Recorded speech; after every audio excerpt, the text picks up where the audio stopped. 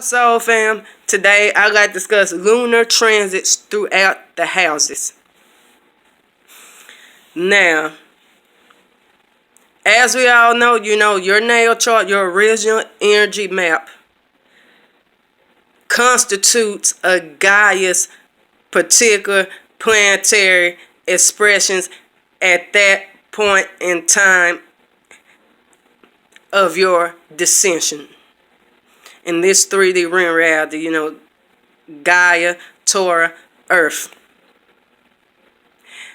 And since we are talking about the moon, Gaia's mode of soul expression, that particular point in time, like what sign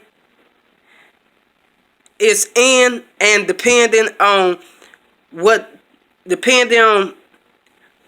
house cusp that sign have been on, and degrees to a certain extent, degrees to a very particular extent, stuff like that. That constitutes which arena of life she's currently in for you.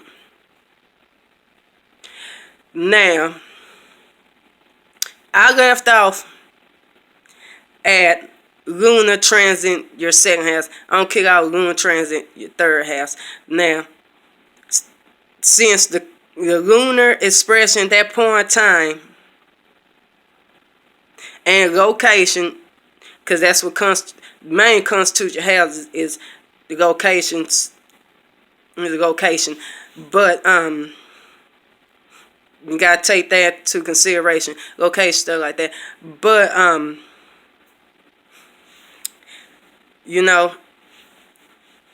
that's Gaia's soul expression at that point in time. How that plays out for us on a mundane level is the arena of life that we find the most comfort in, because the moon is emotional comfort. So we find comfort at that point in time. Now, since the moon only stays in sign for 2.5 days, for two and a half days, stuff like that. But that's another topic, because it more depends on your degrees. Now, when Luna is transiting your third house is naturally ruled by Gemini. Gemini is, are thinking and communication. And is ruled by Mercury, Hermes, and his masculine expression. Now, when his natural expression, that's just delivering the straight up cosmic message, because he was the messenger of the gods. That's what Hermes is, the messenger of the gods. So, the third house focuses on, your lower thought processes. It has to do with your siblings and your neighbors and your local scene and surroundings. And since it's an air house, the first air house, the entrance of concept,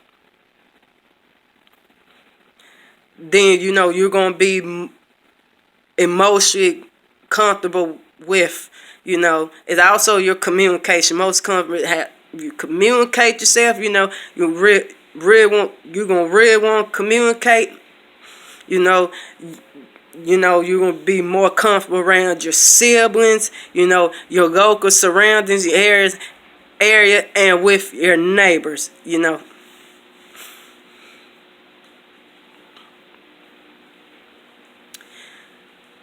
Now, Luna transit your fourth house. The fourth house is naturally ruled by Cancer. Luna herself. So when she's transit fourth house, like she's in the house of her natural mode of her and you know, and the fourth house, particularly the IC, is the core of our very being, the absolute core of our very being, you know. And Cancer rule home, family,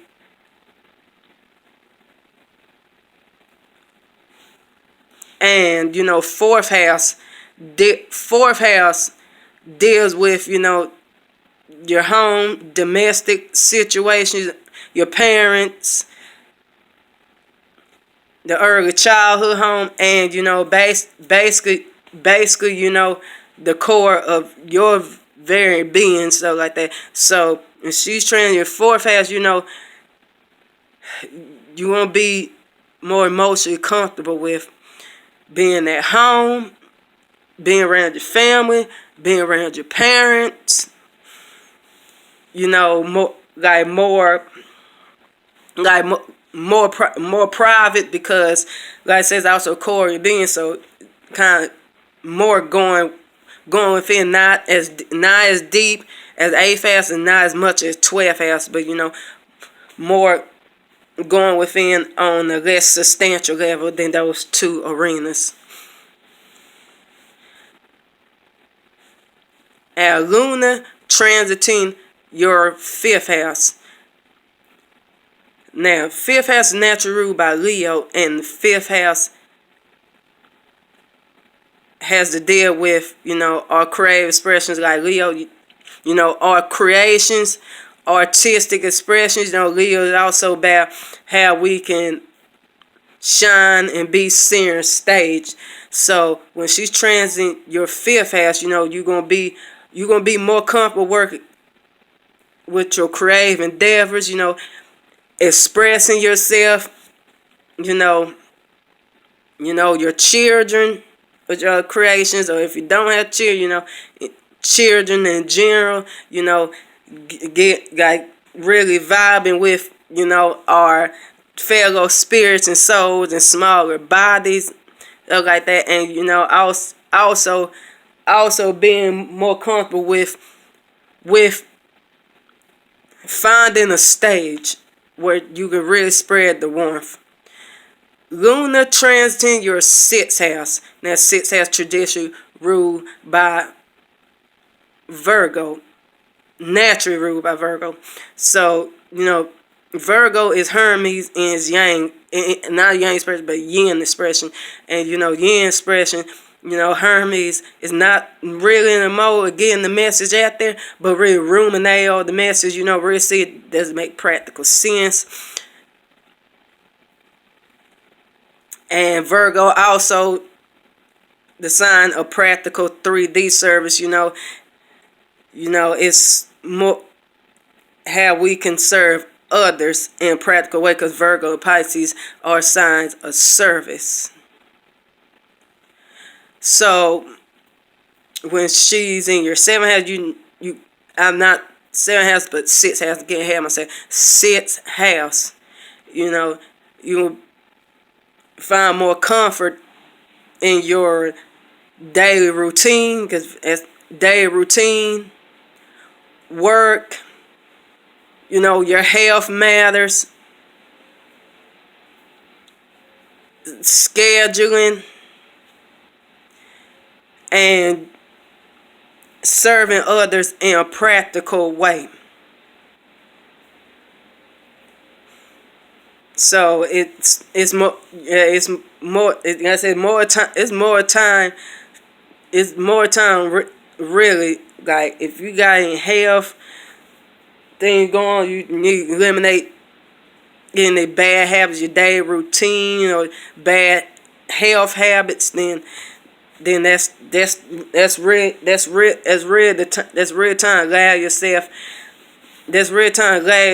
to use the current vibe of the moment to get that together, because Virgo also had getting stuff together. Okay.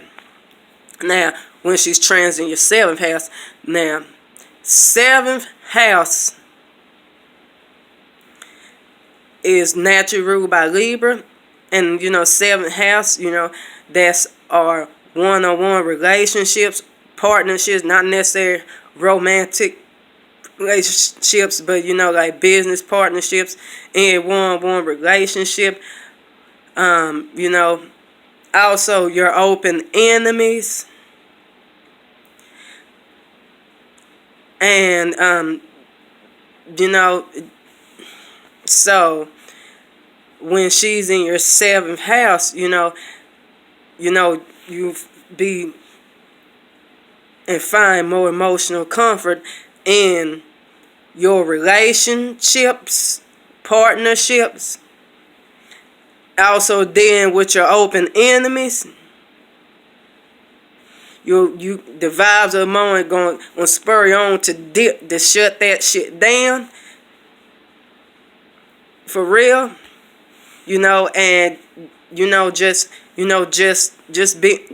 being a bit more compromising, not really focus on yourself and your persona like in the first aspect, focus on others in one-on-one manner.